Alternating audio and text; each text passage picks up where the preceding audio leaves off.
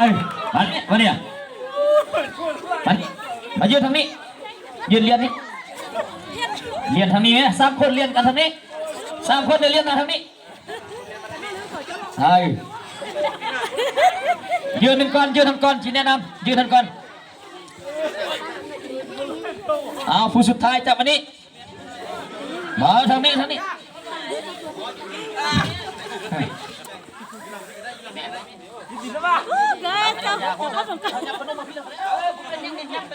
จับอันนี้ไปหลับแล้ว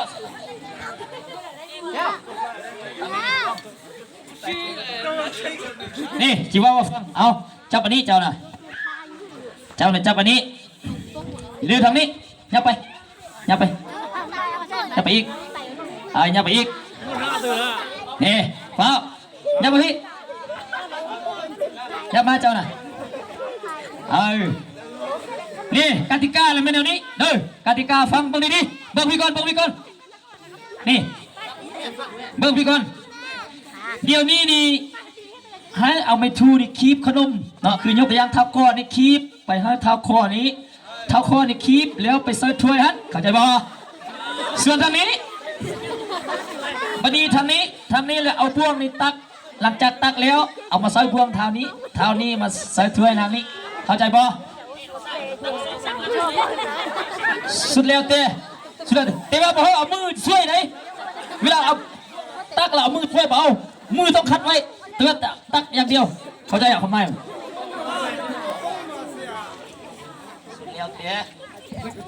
นี่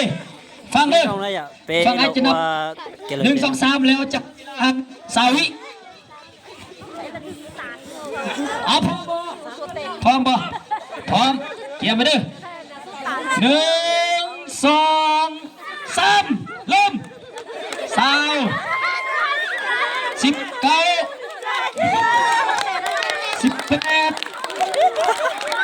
17 16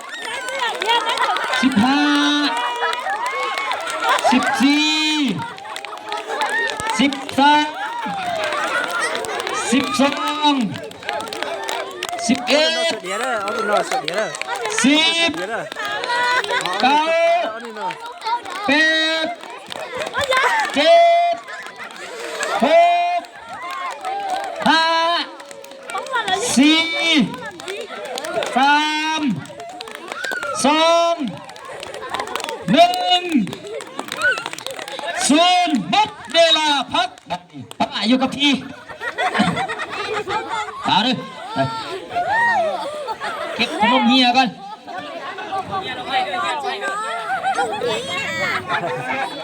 เฮ้ยตอนนี้เอาบวงไว้นี่ตอนนี้เอาถ้วยมาวางไว้นี่เฮ้ยแล้ววันนี้เขามานับเบิ้งเนาะเขามานับเบิ้งว่าระวังไม่ถูกและบวงเขามานับขนมว่าไม่ถูกกับบวงในตัวน่าจะได้ไล่ตัวน่าจะไล่กลัวฟ้าไอ้จีนับยืนอยู่บนเก่าจีนับเบิ้งอันนี้เป็นไม่ถูก1 2 3 4 5 6 7พอดี14เบิ้งอันนี้1 2 3 4 5 6 7 8 16อันนี้เป็นอยู่16เป็น10 17อันนี้17อันนี้14ตัวได้ลายกว่ากันระวังไม่ถูกกับบ่วงอันใดลายกว่ากันบ่วงแล้ววันนี้เรามาสมเทียบระวังระบบเครื่องจักรกระทะสมเทียบไม่ถูกกับบ่วงนี้ตัวได้จะเป็นเครื่องที่ทันสมัยกว่าบ่วงบ่วงนี้จะเป็นเครื่องที่ทันสมัยกว่า กลัวไหมกลัวไม่ถูกคาถาสมเทียบซะไม่ถูกนี่ไม่ถูกนี่จะคล้ายคือกับอันน่ะไม่ยังคล้ายคือไม่ยัง ห้องจักรที่บ่มีทันสมัย คล้ายคือเครื่องพื้นเครื่องพื้นเมืองที่เราใช้อยู่บ้านหาสมเทียบกันไงสิ่งที่เรามักเอามาใช้อยู่ในปัจจุบันนี้เป็นต้นแมนคาถาเทียบใส่จักรสตินยกตัวอย่างแมนบ่วงนี้เนาะแม่นอะ แม่น คาถาเทียบใส่ตะกี้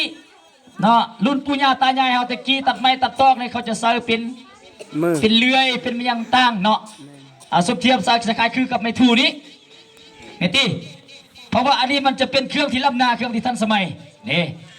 แล้วการเฮ็ดเวียกก็จะได้ลายเนาะได้ลายกินลายแล้วก็จะหมดลายเห็นบ่นี้เฮ็ดพอเตวะคักได้กินคักได้แต่ว่ามันได้น้อยเห็นบ่สมมติว่าเฮ็ดอันนั้นอันนี้มันก็บ่หมดลายหาหน้าของไม้มันเนาะเอาขนมนี้มอบให้เลยเนาะเอาแต่ขนมเด้อถ้วยปลาไว้คือเก่าทีมนั้นอันนี้ทีมนี้มอบเนาะเอาเลยแม่น่ะ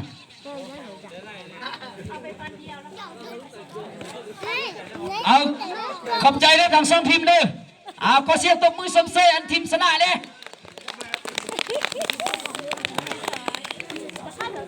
ป้าเป็นนักสันนานะวันนั้นเราสินักสันนา เอาเอาไปปั่นกันกินเด้อเอาไปเลยเอาไปเลยเอาแต่ถ้วยนี่ไว้เอาอยากรู้บทจ้า ไปเป็นเท่าไรมวนบ่เกมนี้นะ ม่อน โอ้ยเอิ้นไผขึ้นมาเอาขนมกับมีไผมาเนาะอยากเล่นอีกบ่เกมนะฮะอยากเล่นอีกบ่อันน่ะข้าพเจ้ามีอันน่ะมีคำถามหนึ่งมาผู้ใดจะสมัครขึ้นมาขึ้นมาเลยมีธงแจกอันนี้นะเอาธงให้ พวกเก่าก็ได้บ่อะไรพวกเก่ามาพวกเก่าก็ได้บ่ไอ้พวกเก่าก็ได้บ่พวกเก่าก็ได้เก่าก็ได้คันว่าบ่ทันได้เครื่องน่ะขึ้นมาโลด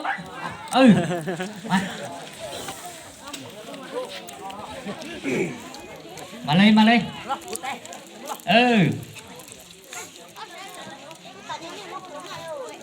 อันน่ะอยากให้เจ้าอธิบายโปสเตอร์ตัวนี้เบิ่งมันหมายความว่าแนวใดเนาะอธิบายเพิ่นฟังเอาตามที่เจ้าเข้าใจละผลประโยชน์จากป่าไม้ให้ประโยชน์อีหยังแน่กับคนเฮาให้เจ้าอธิบายเบิ่งตามรูปมันล่ะสบายดีน้องจะไปกับของป่านะทุกสิ่งทุกอย่างอยู่ในภาพตัวนี้รถแกมันมาจากป่าไม้เนาะการตั้งเฮือนก็เป็นมนุษย์เอาไม้มาตั้งตัวนี้จะเป็นปืนหรือว่าย่างมาแล้วก็รถก็แม่นไม้นะก็เป็นป่าเห็นนะก็ได้อาศัยป่าไม้จึงมีน้ำสนาตึกป่าก็เป็นอาศัยทรัพยากรธรรมชาติเนาะจึงมีน้ำแล้วมันเอาไปซอกทำมาหากิน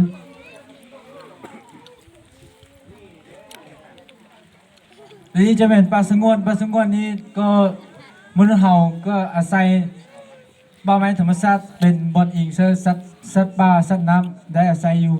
กับกันธรรมะมาหากินของคนเฮาก็ได้อาศัยธรรมชาติเนาะ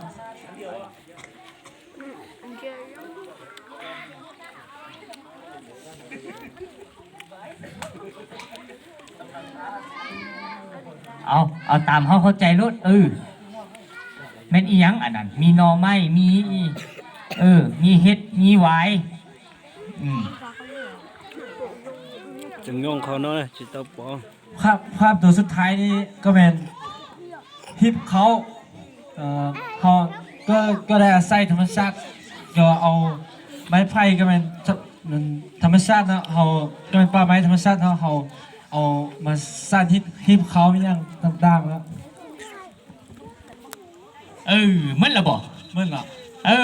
ตบมือสมเชยเพิ่นได้เนาะทีมงานเอาถงให้เพิ่นหน่อยนึงเก่งหลายเนาะ น่าลุงก็ ถือว่าเพิ่นอธิบายเมื่อกี้ค่อนข้างว่า สมบูรณ์เนาะเมื่อกี้เนาะทุกสิ่งทุกอย่าง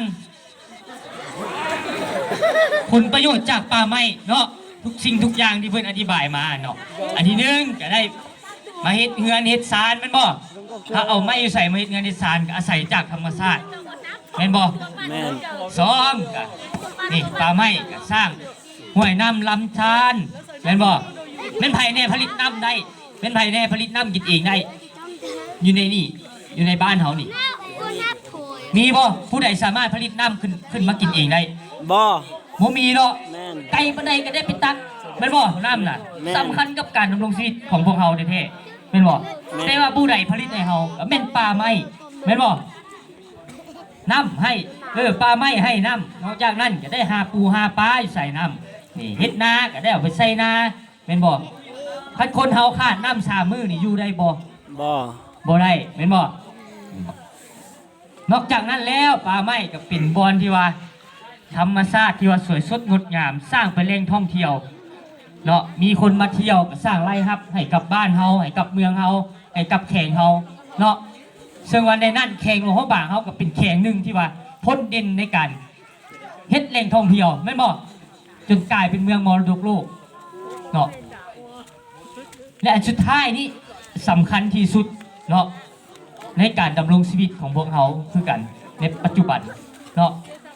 คือเครื่องปลาของดงที่ได้จากธรรมชาติบ่ว่านอบ่ว่า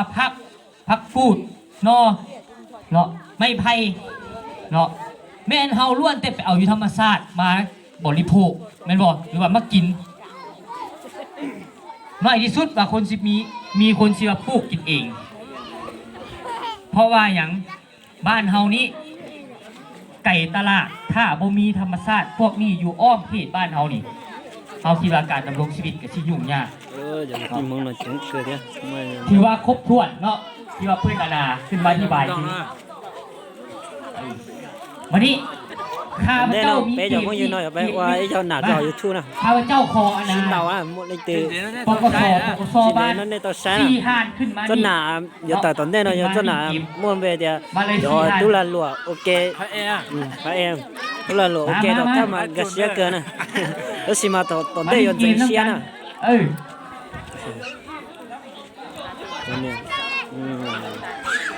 เอาทีมงานเก็บอุปกรณ์มา4 คนมาเลยอานัทมาขึ้นมา